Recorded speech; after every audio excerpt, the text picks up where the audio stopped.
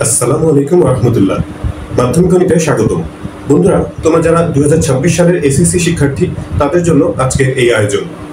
এই ভিডিওতে আমি তোমাদের পাঞ্জেরি নোট থেকে, পাঞ্জেরি গাইড থেকে শেষের দিকে যে মডেল কোশ্চেনগুলো আছে সেখান থেকে একটা মডেল কোশ্চেনের ত্রিকোণমিতির দুইটা সৃজনশীল প্রশ্ন আমি সমাধান করে দেখাবো।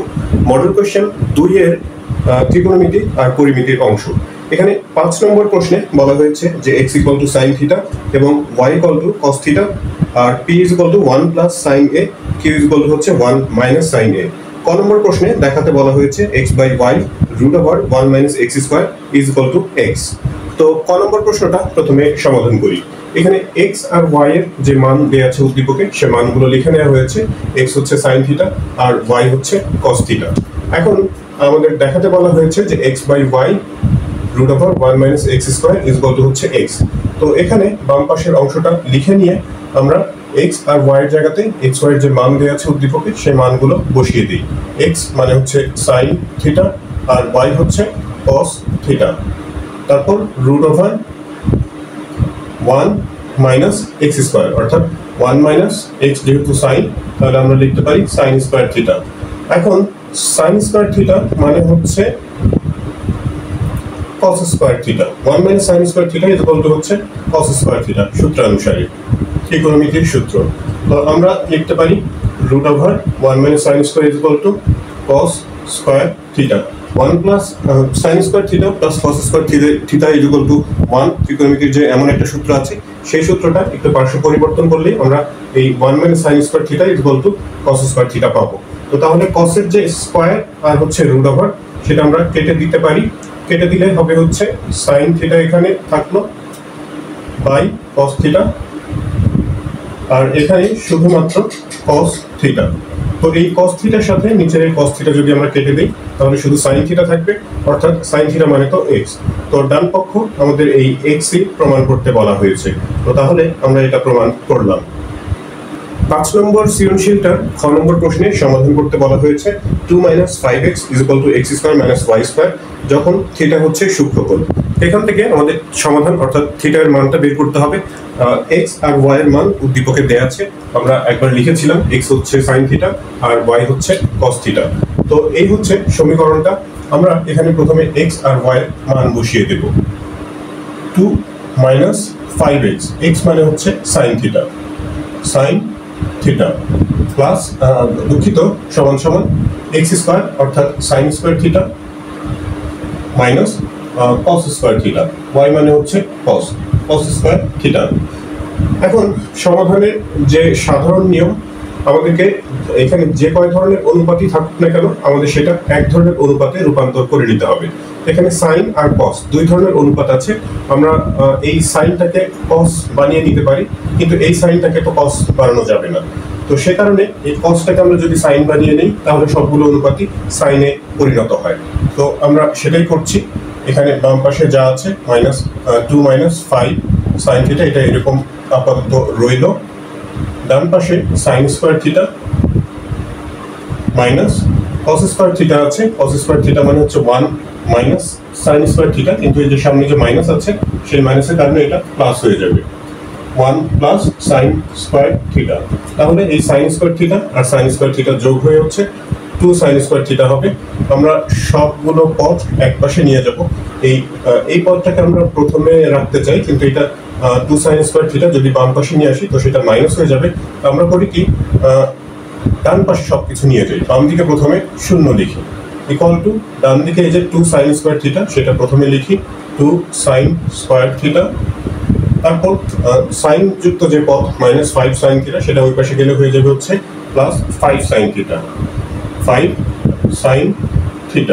ডান পাশে একটা -1 আছে, আর এই 2টা যদি ডান পাশে চলে যায়, তাহলে -1 আর -2 দুটো মিলা হবে হচ্ছে -3। এখন হচ্ছে যে আমরা এই সম্পূর্ণ পক্ষ দুটো চেঞ্জ করে নিই, অর্থাৎ ডান পাশের অংশটা বাম পাশে লিখি আর ডান পাশে হচ্ছে 0। একই সাথে এটা হচ্ছে যে একটা মিডল টার্মের রাশি। প্রথম পদে এখানে চলকের উপরে স্কয়ার, তারপরে শুধু চলক, আর এখানে চলক নাই অর্থাৎ ধ্রুবক পদ। তো এটা দেখে বোঝা যাচ্ছে যে একটা মিডল টার্ম মিডল টার্ম হওয়ার সম্ভাবনা আছে। দুই পাশে যদি আমরা এটা গুণ করি, তাহলে -6 6 sin স্কয়ার থিটা হয়। মাঝখানে আমরা 6 × 1 অর্থাৎ 6 আর 1 নিয়ে ভাঙতে পারি এটাকে। তো সেটাই করা হচ্ছে 2 sin square theta plus 6 sin theta minus sin theta, তারপর -3 আর ডান পাশে হবে হচ্ছে 0। ভেঙে নেওয়াটা ঠিক আছে কিনা একবার আমরা পরীক্ষা করে দেখি। দুই পাশে গুণ করলে হচ্ছে 3 × 6 -6 sin স্কয়ার থিটা হয়। মাঝখানে এই দুইটা পদ গুণ করলে প্লাস মাইনাসে -6 sin স্কয়ার থিটা হয়। আবার 6 sin থিটা প্লাস মাইনাস এখান থেকে sin থিটা যদি একটা মাইনাস করা হয় তাহলে এই যে +5 sin থিটা এর সমান হয়। তো তাহলে আমাদের এই ভেঙে নেওয়াটা ঠিকই আছে। এখন প্রথম দুইটা পদ থেকে আমরা একটা 2 আর হচ্ছে একটা sin থিটা কমন নিতে পারি। কমন নিলে এখান থেকে আরো একটা sin থিটা অবশিষ্ট থাকবে, অর্থাৎ ভাগফল থাকবে, প্লাস এখান থেকে থাকবে হচ্ছে 3 আর মাইনাস এখান থেকে তো কিছুই কমন নেওয়া যায় না, আমরা একটা 1 কমন নিয়ে নিতে পারি, কারণ 1 দিয়ে তো সবকিছুকে ভাগ যায়, সামনে মাইনাস আছে তো -1 কমন নেওয়া হয়েছে।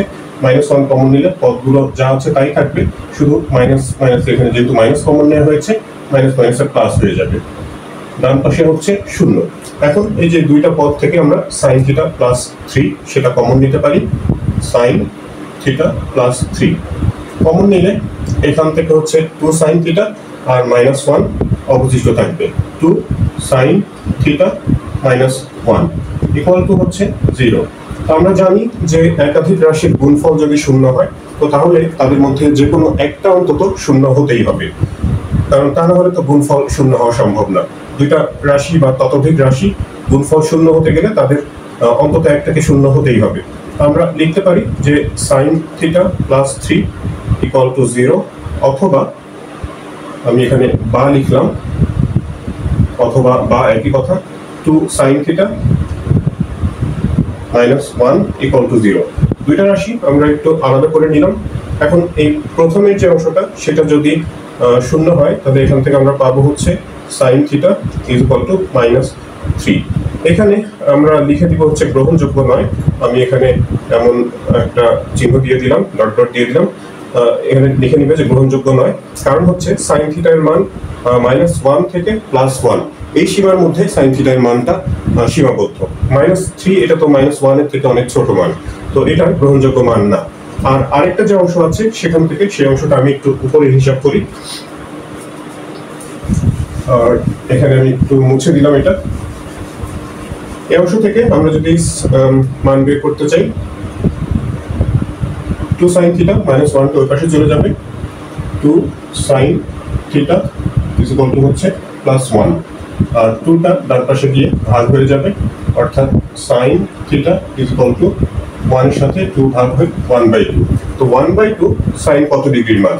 যেহেতু এই পাশে sin আছে আমাদের চিন্তা করতে হবে যে 1/2 কে আমরা কিভাবে sin এর মাধ্যমে প্রকাশ করতে পারি। আমি এটা এক লাইনে লিখে দিচ্ছি, sin 30 ডিগ্রির মান হচ্ছে 1/2। তো আমরা 1/2 এর পরিবর্তে sin 30 ডিগ্রি লিখতে পারি। তারপর যদি উভয় পক্ষ থেকে আমরা sin অপসারণ করি, অর্থাৎ সাইনটা বাদ দিয়ে দিই, তাহলেই আমরা থিটার মান পেয়ে যাব হচ্ছে 30 ডিগ্রি। তো যে আমাদের সমাধান করতে বলা হয়েছিল, অর্থাৎ থিটার মান বের করতে হবে, আমরা সেই মানটা বের করলাম। থিটার মান হচ্ছে 30 ডিগ্রি।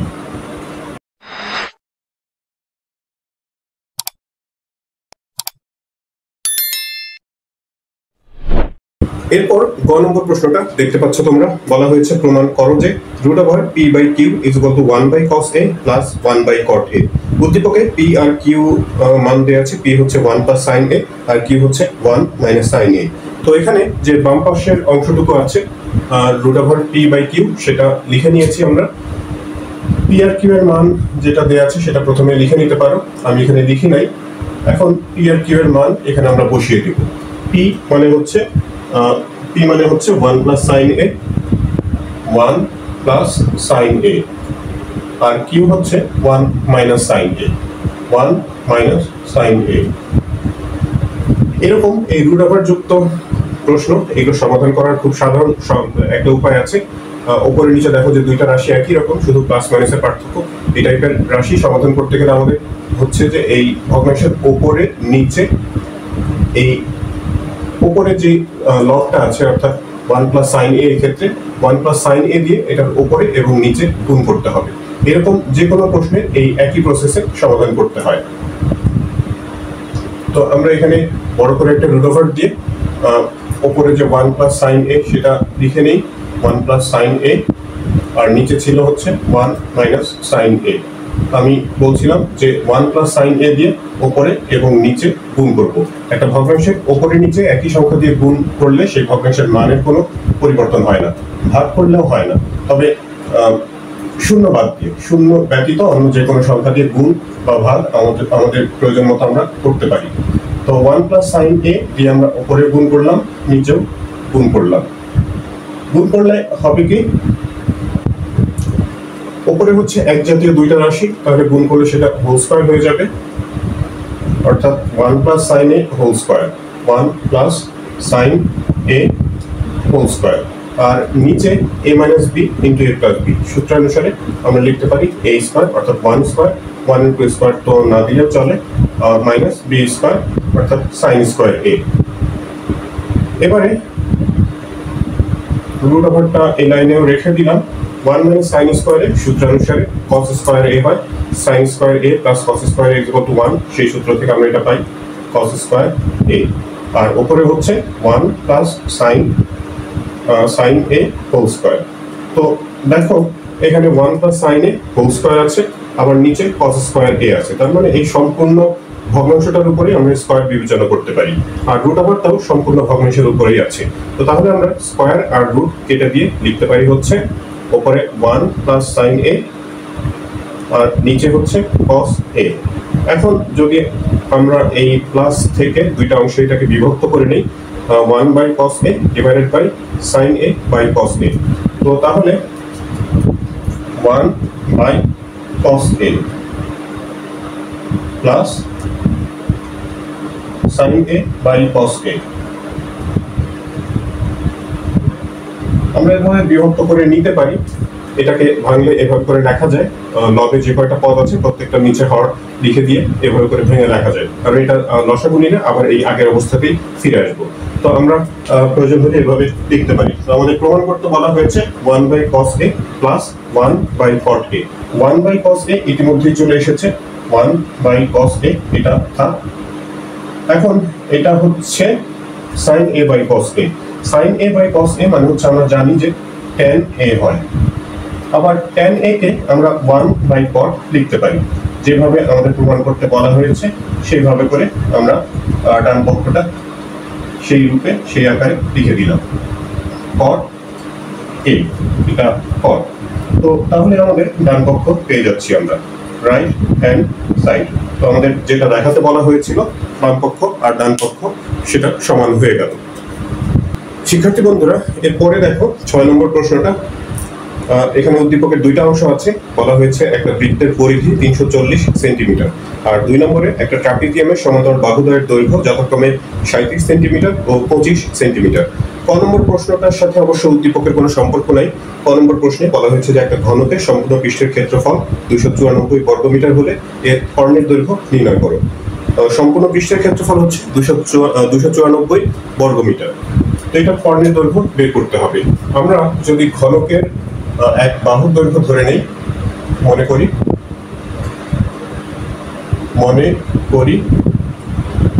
ঘনকের এক বাহুর দৈর্ঘ্য a,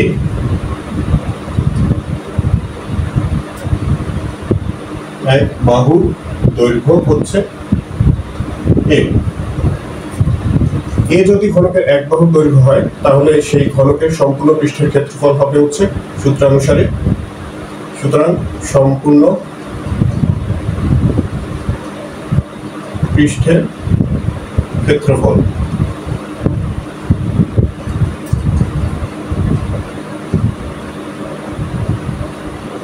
6a স্কয়ার। এটা সূত্রানুসারে আমরা জানি। যদি একটু সূত্রটা একটু যদি বোঝানোর চেষ্টা করি, ঘনক মানে হচ্ছে যার 6টা বর্গাকার পৃষ্ঠ আছে। তো একটা বর্গের ক্ষেত্রফল, বর্গের যদি বাহুর দৈর্ঘ্য a হয় তাহলে বর্গের ক্ষেত্রফল হচ্ছে a স্কয়ার। যেহেতু ঘনকের 6টা বর্গাকার পৃষ্ঠ আছে একই মাপের, তাহলে 6 দিয়ে এই স্কয়ারকে গুণ করে দিলেই ঘনকের সম্পূর্ণ পৃষ্ঠের অর্থাৎ সবগুলো পৃষ্ঠের ক্ষেত্রফল পাওয়া যায়। এখন প্রশ্নে যেহেতু বলা আছে সম্পূর্ণ পৃষ্ঠের ক্ষেত্রফল হচ্ছে 294 বর্গমিটার, তো আমরা বলতে পারি যে 6a square is equal to হচ্ছে 294। তো তাহলে a square is equal to 294 কে 6 দিয়ে ভাগ করলে পাবো কত, একটু আমি দেখে নেই। 294 294 ডিভাইডেড বাই 6 ভাগ করলে হচ্ছে 49 হয়, অর্থাৎ a স্কয়ারের মান 49। তাহলে এই মানে হচ্ছে স্কয়ারটা ওপাশে গিয়ে 49 এর বর্গমূল হবে, 49 এর বর্গমূল মানে হচ্ছে 7, অর্থাৎ ঘনকের এক বাহুর দৈর্ঘ্য বা এক ধারের দৈর্ঘ্য আমরা পেলাম 7। তো আমাদের বের করতে বলা হয়েছে ঘনকের কর্ণের দৈর্ঘ্য। সুতরাং ঘনকের কর্ণের দৈর্ঘ্য, আমি শুধু কর্ণের দৈর্ঘ্য লিখলাম, এখানে ঘনক ছাড়া অবশ্য আর কিছু নেই, তো শুধু কর্ণের দৈর্ঘ্য লিখলেই হয়। ঘনকের কর্ণের দৈর্ঘ্য সূত্র হচ্ছে √3a। যেহেতু a এর মান আমরা পেয়েছি হচ্ছে 7, তো তাহলে √3 × 7 অথবা 7√3 লিখতে পারি। ইচ্ছা করলে তোমরা এটাকে দশমিকেও মান আনতে পারো। একক দেওয়া ছিল মিটার, তো আমরা এখানে মিটার লিখে দিব। এককের বেলায় একটু সাবধান থাকতে হবে, পরিমিতির অঙ্কের বেলাতে বিশেষ করে। সব অঙ্কতেই এককের বিষয়টা সাবধান থাকতে হবে, তবে পরিমিতির অঙ্ক যেহেতু এই মিটার, বর্গমিটার এই সমস্ত বিষয় নিয়ে হচ্ছে পরিমিতির অঙ্কগুলো, এজন্য এককের বিষয়টা পরিমিতির অঙ্কে আমাদের বিশেষভাবে খেয়াল রাখতে হবে। 6 নম্বর সৃজনশীলের খ নম্বর প্রশ্নে বলা হয়েছে উদ্দীপকের আলোকে বৃত্তে অন্তর্লিখিত বর্গক্ষেত্রের ক্ষেত্রফল নির্ণয় করো। উদ্দীপকের বৃত্তের যে তথ্য দেওয়া আছে, বৃত্তের পরিধি হচ্ছে 340 সেন্টিমিটার। তো এই বৃত্তের মধ্যে অন্তর্লিখিত যদি একটা বর্গ আঁকা হয়, তো সেই বর্গক্ষেত্রের ক্ষেত্রফল কত হবে সেটা আমাদের বের করতে হবে। উদ্দীপকের আলোকে বৃত্তে অন্তর্লিখিত বর্গক্ষেত্রের ক্ষেত্রফল নির্ণয় করো। তো বর্গের ক্ষেত্রফল যদি নির্ণয় করতে হয়, বর্গের একটা বাহুর দৈর্ঘ্য আমাদের জানতে হবে। এখানে আমরা একটা বৃত্ত এঁকে নেই বোঝার সুবিধার্থে, এটা আঁকা জরুরি না, তবে এঁকে নিলে নিজের বুঝতে একটু সুবিধা হয়। এই বৃত্তের মধ্যে হচ্ছে অন্তর্লিখিত বর্গ। অন্তর্লিখিত মানে হচ্ছে যেই বর্গের 4টা বিন্দু বৃত্তের পরিধির উপরে অবস্থিত। তো আনুমানিক একটা বর্গ এঁকে নিচ্ছি, কোনো মতে বোঝা গেলেই হলো। এই যে ধরো যে বর্গটা, তো বৃত্তে অন্তর্লিখিত যদি একটা বর্গ হয়, এই বর্গের যে কর্ণের দৈর্ঘ্য সেটা হবে হচ্ছে বৃত্তের ব্যাসের সমান। তো বৃত্তের পরিধি দেয়া আছে হলো কত দেয়া আছে, বৃত্তের পরিধি হচ্ছে 340 সেন্টিমিটার। 340 সেন্টিমিটার। তো পরিধি যদি 340 মিটার হয়, তাহলে বৃত্তের ব্যাসটা আমরা এখান থেকে বের করতে পারি। আর বৃত্তের ব্যাস পেলে আমরা বর্গের কর্ণের দৈর্ঘ্য পাবো। কর্ণের দৈর্ঘ্য যদি পাই, সেখান থেকে বর্গের একটা বাহুর দৈর্ঘ্য পাওয়া যাবে। আর বর্গের বাহুর দৈর্ঘ্য জানতে পারলে আমরা বর্গটার ক্ষেত্রফল বের করতে পারবো। আমাদের এখন প্রথম উদ্দেশ্য হচ্ছে যে এই বৃত্তের ব্যাস এর দৈর্ঘ্য বের করা। বৃত্তের ব্যাসার্ধ যদি r হয়, বৃত্তের ব্যাসার্ধ এখানে মনে করে লিখে নিতে পারো। বৃত্তের ব্যাসার্ধ r হলে r cm সেন্টিমিটার হলে পরিধি হচ্ছে, সূত্র জানি আমরা, ব্যাসার্ধ যদি r হয় তাহলে পরিধি হয় হচ্ছে 2πr সেন্টিমিটার। তো পরিধি তো প্রশ্নে দেওয়া আছে হলো 340 মিটার। তো তাহলে আমরা লিখতে পারি যে প্রশ্ন মতে 2πr অর্থাৎ বৃত্তের পরিধি প্রশ্নে যেটা দেওয়া আছে 340 সেটার সমান। তো আমরা এখান থেকে বৃত্তের ব্যাস বের করতে চাই। ব্যাস মানে হচ্ছে 2r অর্থাৎ ব্যাসার্ধের দ্বিগুণ। তো 2টা এই পাশে আমরা রেখে দিব, 2 এবং r রেখে দিব, পাই ওই পাশে নিয়ে ভাগ করব। পাই এর মান হচ্ছে 3.1416। একবারে আমরা পাইটাকে এই পাশে এনে সেটার মান বসিয়ে দিয়েছি, আর ওপরে হচ্ছে 340। তো এটা যদি ভাগ করি তাহলে আমরা হচ্ছে বৃত্তটার ব্যাস পেয়ে যাব, অর্থাৎ বর্গের কর্ণের দৈর্ঘ্য পেয়ে যাব। যদি এটা ভাগ করা হয় 340 কে 340 ভাগ হচ্ছে 3.1416 ভাগ করলে পাবো হচ্ছে 108.2251। অনেকগুলো মান, আমরা এখানে দশমিকের পর দুইটা ঘর লিখি, বেশি মান লিখলে বেশি সমস্যা। 108.225 আছে, যদি আমরা 2 ঘর লিখি তাহলে 2-3 লিখতে পারি, আর শূন্য মান এর পরবর্তী ঘরটা এখানে 225 ছিল, তো 5 যেহেতু 4-এর থেকে বড়, যে যত ঘর নিব আমরা তার পরের ঘরটা যদি 4-এর থেকে বড় হয় তাহলে 1 যোগ করে নিতে হবে। তো এই হচ্ছে বৃত্তটার ব্যাস। বৃত্তের ব্যাস মানে হচ্ছে ওই বর্গটার কর্ণের দৈর্ঘ্য। তো আমরা সেই কথাটা লিখে নিতে পারি। আমরা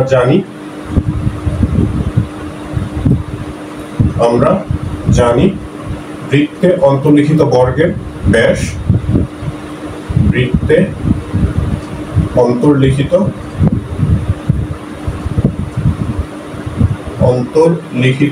বর্গের কর্ণের দৈর্ঘ্য, দুঃখিত ব্যাস বলেছিলাম, কর্ণের দৈর্ঘ্য, সেটা হচ্ছে বৃত্তের ব্যাসের সমান বৃত্তের ব্যাস। বৃত্তের ব্যাস তো আমরা বের করেছি 108.23।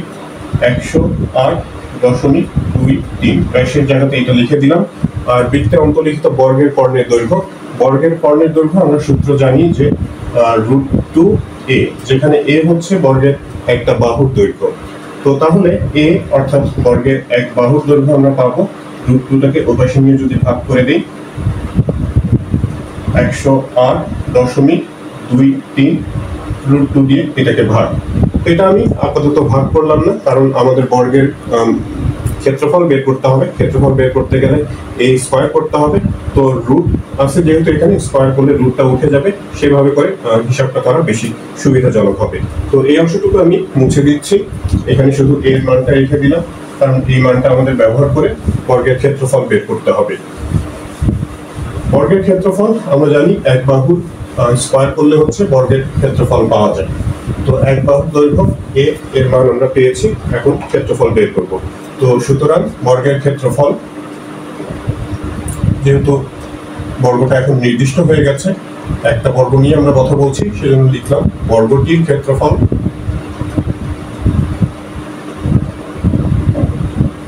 হচ্ছে a স্কয়ার। আচ্ছা, এগুলো একক লেখা হয়নি, একক হচ্ছে সেন্টিমিটার, যেহেতু এই যে সেন্টিমিটার একক দেওয়া ছিল। a স্কয়ার তার মানে হচ্ছে 108.23 ডিভাইডেড বাই √2 এর উপর হোল স্কয়ার। আর একক হয়ে যাবে এখন বর্গ সেন্টিমিটার স্কয়ার অথবা স্কয়ার সেন্টিমিটার। এখন এটা হিসাব করলে আমরা বর্গটার ক্ষেত্রফল পেয়ে যাব। 108 যদি স্কয়ার করা হয়, 108.23 স্কয়ার করলে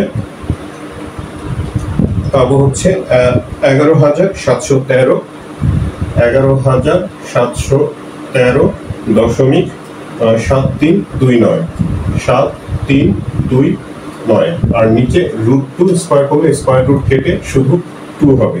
তো তার মানে 2 দিয়ে যদি উপরের সংখ্যাটাকে ভাগ করে দিই, তাহলে পাবো হচ্ছে 866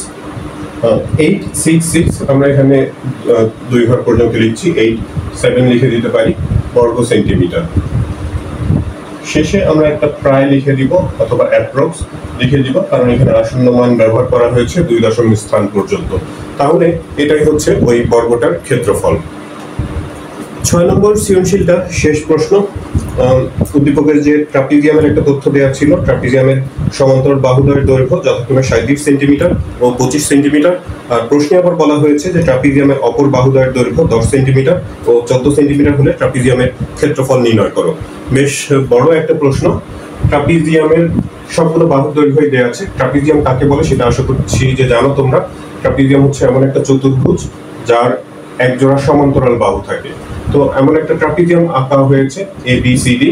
এখানে AB আর CD হচ্ছে সমান্তরাল বাহু দুইটা, আর অসমান্তরাল বাহু এই যে AD আর BC হচ্ছে অসমান্তরাল বাহু।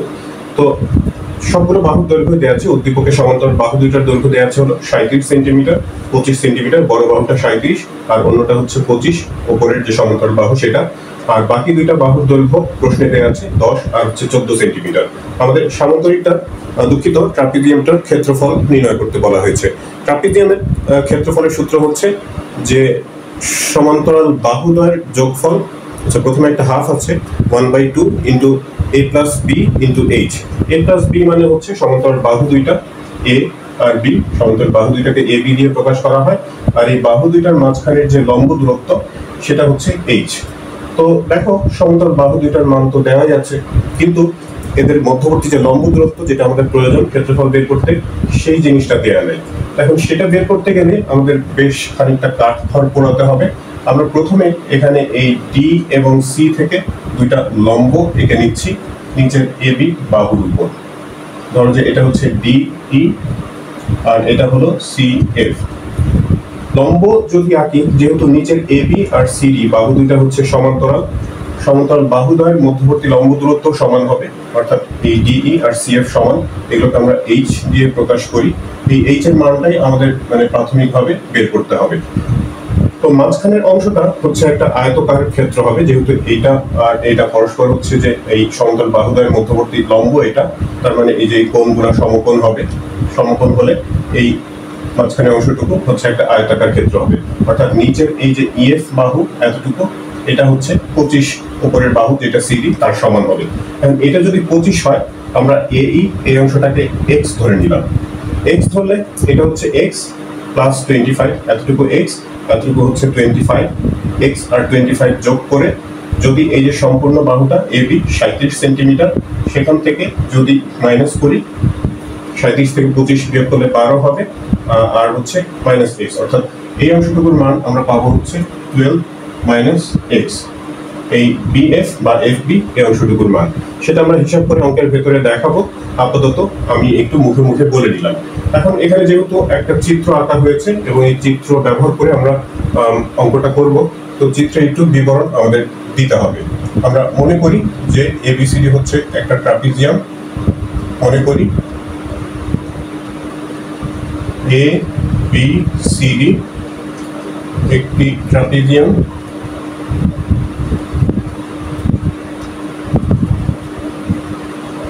ট্রাপিজিয়াম যার সমান্তরাল বাহু দুইটা দৈর্ঘ্য, সমান্তরাল বাহুদ্বয়ের দৈর্ঘ্য, বাহুদ্বয়ের দৈর্ঘ্য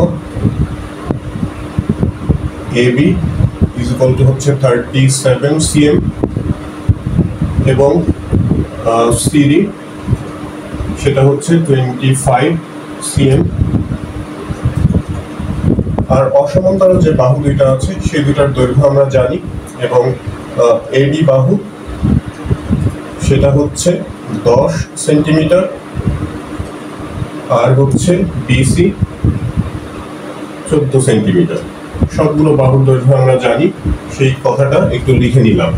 এখন আমরা যে লম্ব এঁকেছি ডি আর সি বিন্দু থেকে, সেই কথাটা লিখব। ডি ও সি বিন্দু হতে, ডি ও সি বিন্দু হতে এবি এর উপর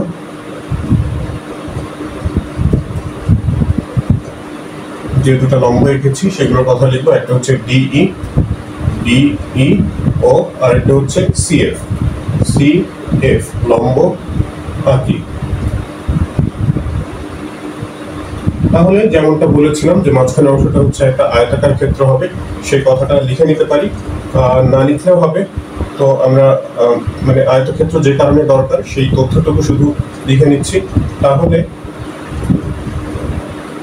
এই যে ইএফ মাঝখানের যে অংশটুকু, সেই ইএফ হবে হচ্ছে ওপরের সিডি এর সমান, যেহেতু আয়তক্ষেত্রের বিপরীত বাহু সমান, অর্থাৎ ইএফ সিডি দুইটাই হচ্ছে 25 সেন্টিমিটারের সমান হয়ে যাবে। এখন আমরা আরো ধরে নিচ্ছি যে যে লম্ব দুইটা আঁকা হয়েছে সেই দুটার দৈর্ঘ্য তো সমান হবে, যেহেতু সমান্তরাল বাহুদ্বয়ের মধ্যবর্তী লম্ব দূরত্ব সেগুলো, একটা হচ্ছে ডি ই, একটা হচ্ছে CF এরা পরস্পর সমান এবং প্রত্যেককে আমরা H ধরে নিলাম, আর যে এই পাশের অংশ AE সেটাকে X ধরে নিলাম, AE = X। তো তাহলে ওই পাশের যে BF সেটার মান হবে হচ্ছে BF সম্পূর্ণ 37 থেকে X আর 25 এই দুটার যোগফল বিয়োগ করতে হবে। X প্লাস হচ্ছে 25, ব্র্যাকেট তুলে দিলে এখানে মাইনাস হয়ে যাবে, 37 থেকে 25 বিয়োগ করলে হচ্ছে 12 আর মাইনাস X। এই হচ্ছে BF এর মান, সেন্টিমিটার লিখে দিতে পারি। এরপরে এই অংশটুকু আগে মুছে নিই।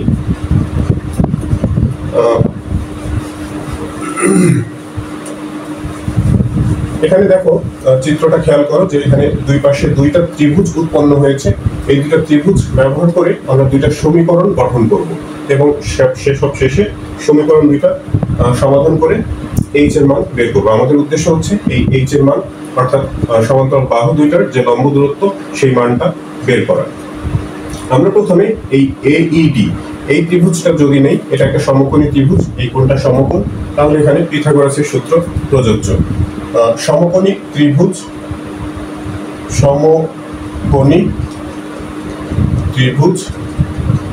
AED বা ADE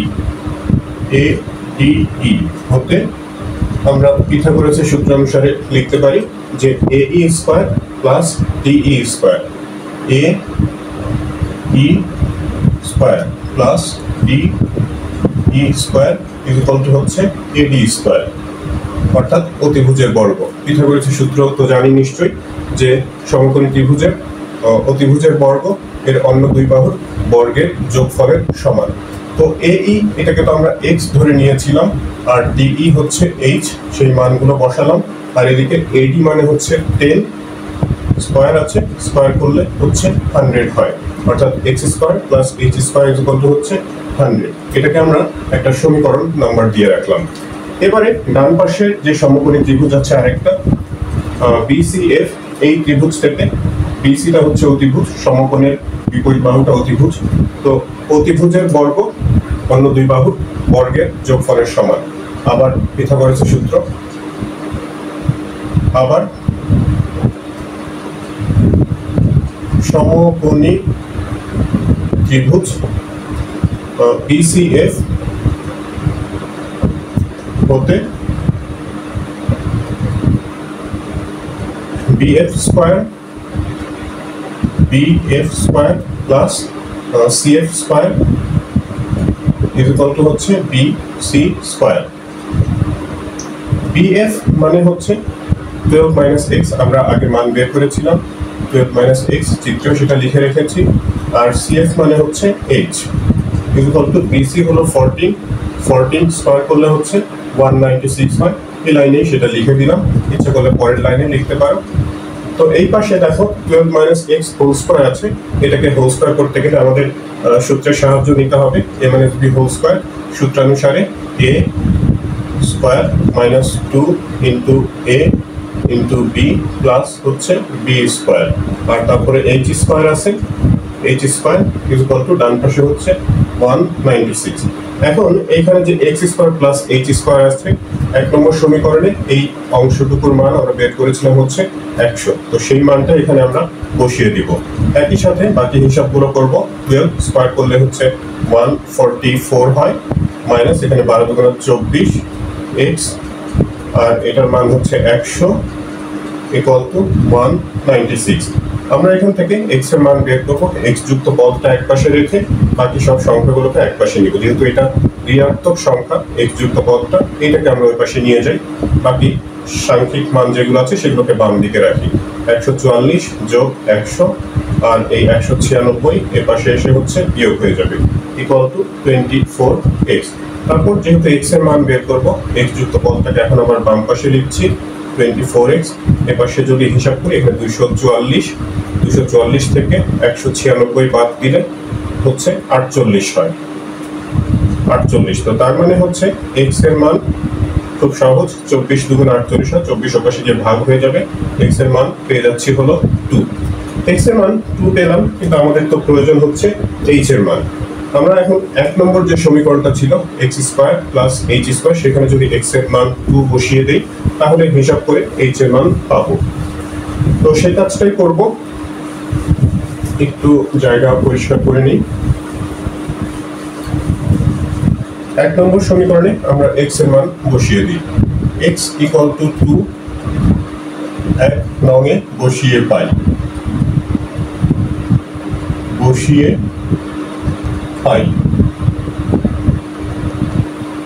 এক নং ছিল হচ্ছে x² + h²। তো x এর জায়গাতে আমরা সরাসরি 2 বসিয়ে দিলাম, প্লাস h² = হচ্ছে 100।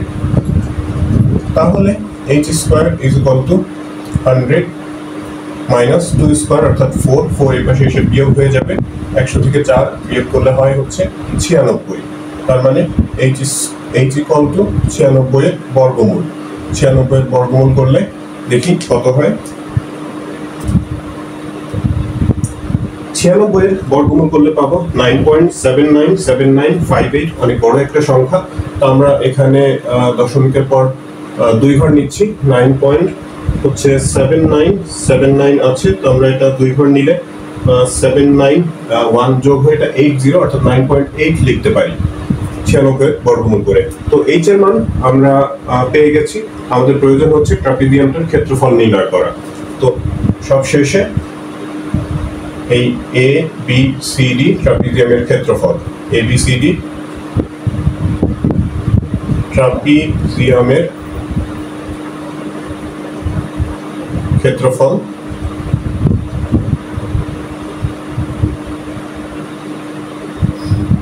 হাফ ইন্টু সমান্তরাল বাহুদ্বয়ের যোগফল। সমান্তরাল বাহু একটা হচ্ছে AB আর উপরের বাহুটা হচ্ছে CD, আর তার সাথে গুণ করতে হবে হচ্ছে h এর মান, অর্থাৎ সমান্তরাল বাহুদ্বয়ের লম্ব দূরত্ব। হাফ AB এর মান, AB হচ্ছে 37 আর CD হচ্ছে 25, আর h এর মান বের করা হয়েছে 9.8। দশমিকের পর 2 ঘর নিয়ে 9.8 পাওয়া যায়। এখন যদি এই হিসাবটুকু করা হয়, হাফ ইন্টু এখানে এটা যদি যোগ করে দিই 7 5 12 এর 2 হাতে 1 3 3 6 ইন্টু 9.8, এটা যদি হিসাব করে দেই তাহলে আমরা ট্রাপিজিয়ামটার ক্ষেত্রফল পেয়ে যাব। হাফ মানে হচ্ছে 0.5, তার সাথে গুণ করতে হবে হচ্ছে 62, আরও গুণ করতে হবে হচ্ছে 9.8। তো সবগুলো গুণ করলে আমরা পাবো 303.8, 303.8 বর্গ সেন্টিমিটার, বা সেন্টিমিটার স্কয়ার বা স্কয়ার সেন্টিমিটার লিখে দিতে পারি। আর হচ্ছে যে এখানে একটা অ্যাপ্রক্স বা প্রায় লিখে দিলে ভালো হয়, তাহলে আর ভুল ধরার কোনো সম্ভাবনা থাকবে না। যেহেতু এখানে আসন্ন মান ব্যবহার করা হয়েছে দশমিকের পর 2 ঘর পর্যন্ত, তো সে কারণে একটা প্রায় লিখে দিলে ভালো হয়। তো শিক্ষার্থী বন্ধুরা, এই ভিডিওটা এই পর্যন্তই ছিল। যদি এই ভিডিও থেকে তোমরা উপকৃত হয়ে থাকো তাহলে চ্যানেলটি সাবস্ক্রাইব করার এবং বন্ধুদের সাথে শেয়ার করার অনুরোধ জানাচ্ছি। তোমরা সবাই ভালো থাকবে, প্রার্থনা তোমাদের সবার জন্য। আল্লাহ হাফেজ।